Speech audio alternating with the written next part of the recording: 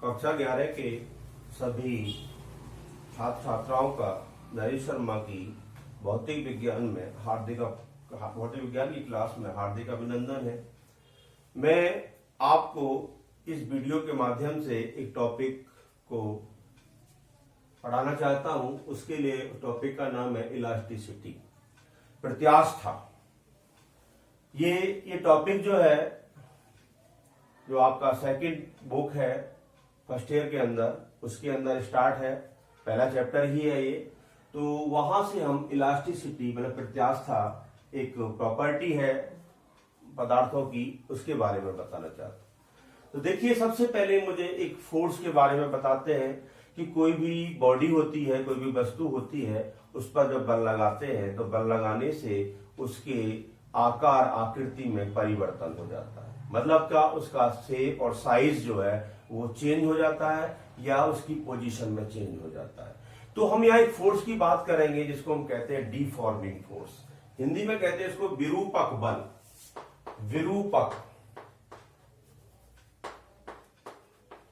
विरूपक बल, डिफॉर्मिंग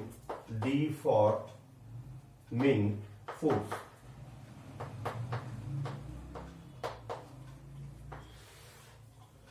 देखिए, कोई भी ऑब्जेक्ट है, कोई भी वस्तु है, हमने कहा कि एक ऐसा हमारे पास वस्तु है, इस पर हमने कोई फोर्स लगाया, हमने इस पर फोर्स लगाया।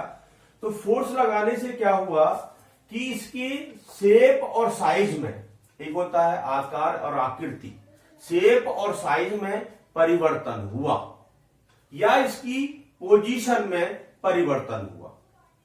तो हम कहते हैं कि जो फोर्स, जो वह बल जो किसी वस्तु के आकार अथवा आकृति या दोनों में परिवर्तन कर देता है, ठीक है, उसको हम कहते हैं विरूपक बल। क्या कहते हैं उसको? Deforming force. वस्तु के आकार को, साइज को बिगाड़ देता है वो बल, वो कहलाता है डिफॉर्मिंग फोर्स कहलाता है। थोड़ा सा मैं लिख करके दिखाता हूं, देख लेंगे। वह बल जो किसी वस्तु के आकार या आकृति या दोनों में परिवर्तन कर देता है, विरूपक बल कहलाता है। विरूपक बल कहलाता है, डिफॉर्मिंग फोर्स कहलाता है। क्या कहना चाहता है कि अभी मैंने बताया कि आप कोई भी ऑब्जेक्ट लीजिए, आप गेंद लीजिए किरमिच की, तो किरमिच की गेंद को आपने फोर्स किया, दबाया, तो उसके आकार में परिवर्तन हो गया। आकार में परिवर्तन हो गया तो उस फोर्स ने क्या कहा, उसका आकार बदल गया, उसका साइज बदल गया। तो हमने कहा कि ये जो फोर्स अप्लाई किया है, ये हमारा डिफॉर्मिंग फोर्स है। ये फोर्स क्या करता है? वो फोर्स उसके शेप और साइज में क्या कर देता है? चेंज कर देता है। तो उसको हम डिफॉर्मिंग फोर्स कहते हैं। क्लियर बात समझ में आ गई कि वह बल जो किसी भी वस्तु के आकार अथवा आकृति या दोनों में परिवर्तन कर देता है, क्या कहलाता है? वो विरूपक बल कहलाता है। रूप को बिगाड़ने वाला बल, हिंदी में कह सकते हैं इसको रूप को बिगाड़ने वाला, मतलब कि डिफॉर्म करने वाला, साइज को और शेप को खराब करने वाला, बदल देने वाला जो फोर्स होता है, उसको हम डिफॉर्मिंग फोर्स कहते हैं। अब डिफॉर्मिंग फोर्स के आधार पर वस्तुओं को 3 भागों में बांटा गया है। तो पहला भाग क्या है? सबसे पहले देखिए, सबसे पहले जो वस्तु आती है उसको हम कहते हैं प्रत्यास्थ वस्तु। प्रत्यास्थ वस्तु कहते हैं इलास्टिक बॉडीज, ठीक है। प्रत्यास्थ वस्तु,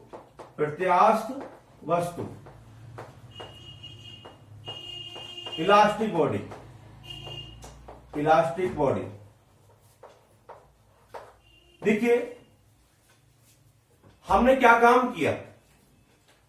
अगर हमने वस्तु पर डिफॉर्मिंग फोर्स लगाया, हमने क्या किया कि वस्तु पर बाह्य बल लगाया, जिसको विरूपक बल कहते हैं, और उस बल ने क्या काम किया? वस्तु के आकार में और आकृति में परिवर्तन कर दिया।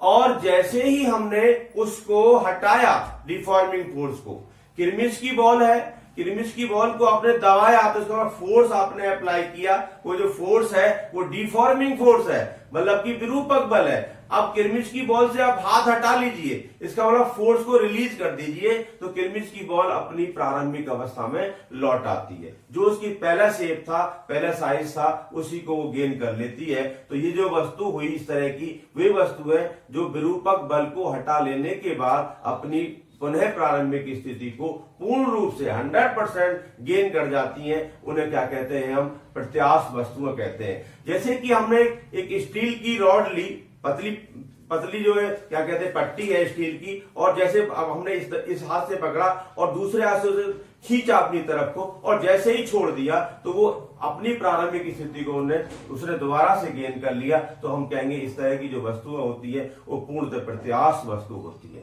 पूर्ण प्रत्यास्थ वस्तु में हम मोस्टली क्वार्टर्स को लेते हैं।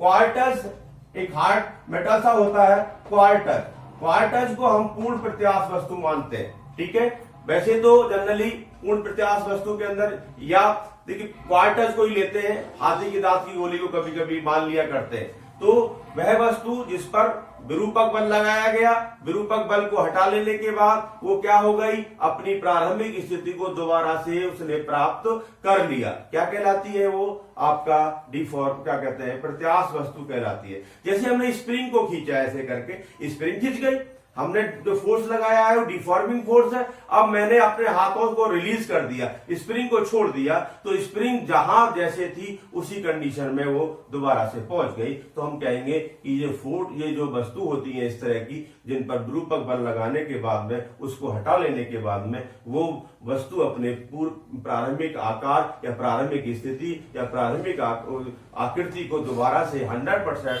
गेन कर लेती है। तो हम उस वस्तुओं को पूर्णतः प्रत्यास्थ वस्तु कहते हैं। जैसे कि मैंने एग्जाम्पल बताया क्वार्टर। दूसरा टाइप है इसका सुघड़ वस्तु। सुघड़ वस्तु कहते हैं प्लास्टिक बॉडी कहलाती है। देखिए सुघड़ वस्तु क्या होती है? हमने क्या काम किया? कोई भी ऑब्जेक्ट लिया, कोई भी वस्तु ली और उस पर हमने क्या काम किया? एक डिफॉर्मिंग फोर्स अप्लाई कर दिया, मतलब कि एक विरूपक बल लगाया, और विरूपक बल लगाने के बाद उसकी आकृति में चेंज हो गया, उसके आकार में चेंज हो गया। अब हमने उस डिफॉर्मिंग फोर्स को हटा लिया, जो हमने लगाया था। पहले हमने डिफॉर्मिंग फोर्स को अप्लाई किया, उस पर अप्लाई करने के बाद उसके शेप और साइज या दोनों में क्या हो गया? चेंज हो गया। अब चेंज होने के बाद हमने हटाया, तो हमने देखा कि इससे पहली वाली कंडीशन में कि जैसे ही हम डिफॉर्मिंग फोर्स को रिलीज करते हैं, हटा लेते हैं, और वस्तु अपनी प्रारंभिक स्थिति को पूर्ण रूप से प्राप्त कर लेती है, तो हम उसको कहते हैं प्रत्यास्थ वस्तु, इलास्टिक जो बॉडीज बोलते हैं उनको। अब क्या कह रहे हैं कि हमने विरूपक बल को लगा दिया, उस पर विरूपक बल को लगाने के बाद में उसके आकार में और आकृति या दोनों में परिवर्तन हो गया। होने के बाद जैसे ही हमने अपने डिफॉर्मिंग फोर्स को रिलीज किया, हटाया वहां से, तो क्या हुआ कि वस्तु जैसी थी वैसी ही रह गई, डिफॉर्म हो गई थी, उसके आकार आकृति में परिवर्तन हो गया था। तो कैसी हुआ? वो दोबारा से अपनी पोजीशन में नहीं आई, वो जैसी थी ऐसी डिफॉर्म पोजीशन में रह गई। तो कहते हैं ऐसी वस्तु को सुघड़ वस्तु कहते हैं। एग्जाम्पल बताते हैं गीली मिट्टी। देखिए गीली मिट्टी और मोम वैक्स, ठीक है, गीली मिट्टी होती है, वैक्स होता है। अब गीली मिट्टी को आप देखो, गीली मिट्टी लीजिए हाथ में और गीली मिट्टी को हाथ से दबा दीजिए, आप उसके आकृति में परिवर्तन हो गया। ठीक है, आकृति में परिवर्तन होने के बाद अब अपने हाथ को हटाइए जरा, तो क्या होगा? गीली मिट्टी दोबारा से क्या अपनी पोजीशन में आएगी? नहीं आएगी। इसका मतलब वो जिस पोजीशन को उसने गेन कर लिया है उसी में रह गई वो। ऐसे ही मोम होता है, मोम को आप दबा के देखिए, मोम दबाने के बाद क्या होगा? अपनी पोजीशन में आ गया, डिफॉर्म हो गया, उसके बाद उसको हटाया तो वो दोबारा से अपनी पोजीशन को गेन नहीं कर पाया। उसको हम कहते हैं, ऐसी वस्तुओं को सुघड़ वस्तु कहा जाता है। ठीक है, प्लास्टिक बॉडीज। अब इसके बाद में आती है रिजिड बॉडीज, दृढ़ वस्तुएं। दृढ़ वस्तु, मतलब रिजिड बॉडी बोलते हैं इसको, रिजिड बॉडी।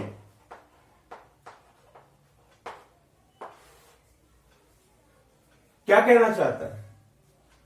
अगर हमने कोई बॉडी ली है और उस बॉडी पर हमने डिफॉर्मिंग फोर्स अप्लाई किया है, इसका मतलब विरूपक बल उस पर लगाया है, और बल लगाने के बाद बॉडी के ना तो आकार में परिवर्तन हुआ है ना ही आकृति में परिवर्तन हुआ है, वो जैसी है वैसी ही जो कि तो बनी हुई है, उसको हम कहते हैं रिजिड बॉडी। ये देखिए, हम कहेंगे ठोस, जितनी भी ठोस बॉडी होती है रबर को छोड़ करके, जितनी भी सॉलिड बॉडीज होती है उनको रिजिड माना जाता है। देखिए, हमने कहा कि एक धातु का गोला है, ये धातु का गोला, धातु का गोला मतलब कि हार्ड मेटल है कोई। अब इस पर हमने बल लगाया, फोर्स लगाया, हाथ से इसको दबा रहे हैं, हम इसको हाथ से दबा रहे हैं ऐसे करके, तो क्या हो रहा है? There is no change in shape और साइज, इसके शेप और साइज में कोई चेंज नहीं हो रहा है। इसका मतलब हुआ कि इसके जो मॉलिक्यूल्स थे, इसके जो अणु हैं, उनके बीच की दूरी जितनी पहले थी उतनी ही जो कि तो बनी हुई है, उसमें कोई भी चेंज नहीं हो पा रहा है, तो हम उस वस्तु को कहते हैं दृढ़ वस्तु, रिजिड बॉडी। इसका मतलब बाह्य लगाने से जो डिफॉर्मिंग फोर्स है, बाह्य बल का मतलब विरूपक बल है, उसको लगाने के बाद में भी उसके आकार आकृति में कोई परिवर्तन नहीं हो रहा है वस्तु की में, तो उस वस्तु को हम दृढ़ वस्तु कहते हैं। रबर को छोड़ करके शेष सभी जितने भी सॉलिड बॉडीज होती है, जैसे आपने लोहे का टुकड़ा ले लिया, लकड़ी का गुटका ले लिया, ये सारी आपकी क्या कहलाती है? रिजिड बॉडीज कहलाती है। तो हमने तीन बातों को, चार बातों को यहां पर पढ़ा कि डिफॉर्मिंग फोर्स क्या होता है। एक ऐसा फोर्स, एक ऐसा बल जो किसी वस्तु के आकार अथवा आकृति या दोनों में चेंज कर सकता है, वस्तु की पोजीशन को बदल सकता है, तो क्या कहलाता है? वो डिफॉर्मिंग फोर्स कहलाता है। और डिफॉर्मिंग फोर्स के बाद में हमने उसकी कैटेगरी, हमने फिर वस्तुओं को तीन भागों में बांटा। सबसे पहले हमने कहा कि जो प्रत्यास्थ वस्तु, प्रत्यास्थ वस्तु का मतलब इलास्टिक बॉडीज, इलास्टिक बॉडीज को हमने बताया कि जैसे हमने डिफॉर्मिंग फोर्स लगाया उन पर, डिफॉर्मिंग फोर्स लगाने के बाद वो डिफॉर्म हो गई, उसका मतलब शेप और साइज चेंज हो गया, और जैसे ही हमने डिफॉर्मिंग फोर्स को रिलीज किया, हटाया, तो तुरंत से उन्होंने वस्तुओं ने अपनी प्रारंभिक स्थिति को दोबारा से गेन कर लिया। उसके बाद में हम सुगढ़ वस्तु पर गए जो कि प्लास्टिक बॉडीज होती है। प्लास्टिक बॉडीज में क्या होता है कि जो बॉडी पर आपने फोर्स लगाया, डिफॉर्मिंग फोर्स, बॉडी जो है डिफॉर्म हो गई, बॉडी के आकार आकृति में चेंज हो गया, परंतु हमने जब उसको डिफॉर्मिंग फोर्स को वहां से हटाया तो बॉडी अपनी डिफॉर्म पोजीशन में ही रह गई। जो बदल के जो चेंज हुआ था वो दोबारा से इनिशियल पोजीशन में नहीं पहुंची, तो उसके लिए मैंने बताया था गीली मिट्टी, मोम वगैरह का। इसके बाद मैंने कहा कि रिजिड बॉडी, दृढ़ वस्तु क्या होती है? दृढ़ वस्तु को बताया कि हमने डिफॉर्म फोर्स लगाया, हमने उस पर विरूपक बल लगाया, विरूपक बल लगाने के बाद में उसकी शेप और साइज में कोई भी चेंज नहीं हुआ, तो हम कहेंगे ऐसी बॉडी जो होती है वो रिजिड बॉडी कहलाती है। There is no change in shape और size by the deforming force and these bodies are called rigid bodies.